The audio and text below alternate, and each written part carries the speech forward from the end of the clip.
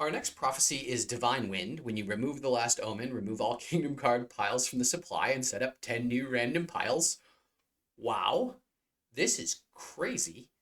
This is almost Scheherazade from Arabian Nights, Magic the Gathering, circa 1995 kind of craziness, where you set up a new game of Magic on the side using your decks. It's a whole thing. It was a crazy card when it was printed. Uh, I really there's so much going on here. I could talk about this one probably for an hour just without playing a single game with it. But for example, if there's a bunch of villages in your current kingdom, and then you clear them out, there's no more kingdom, no more villages, or there's a trasher, a really good trasher like a chapel or something, you got to get one quick before this goes. Those high leverage cards, you want to be able to get them quickly because King's Court, for example, then your opponent might be fully denied the King's Court if you're able to trigger Divine Wind before they can purchase one, and then whatever the new kingdom is, obviously King's Court's going to be a pretty strong card typically. But it's also interesting. It could go from like a slog, cursey kind of game into engine go vroom game, or vice versa, depending on what the 10 new random piles are.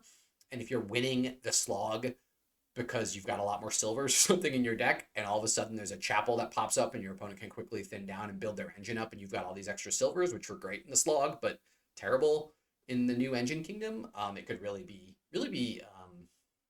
change the momentum of the game. So I'm interested to see how this plays in practice. Probably you have to play a lot of kingdoms with this to see the different patterns, and kind of have to do a 2 minute pause, both players in the middle of the game, to reassess their strategies and redetermine where things are going to go.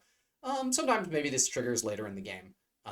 And when you trigger this also seems really important too. If you can trigger it in the middle of your turn, like you can use a gainer to gain some villages, and then trigger this quickly, and then see what's new, and then potentially start grabbing things from the new piles first. That could be really strong.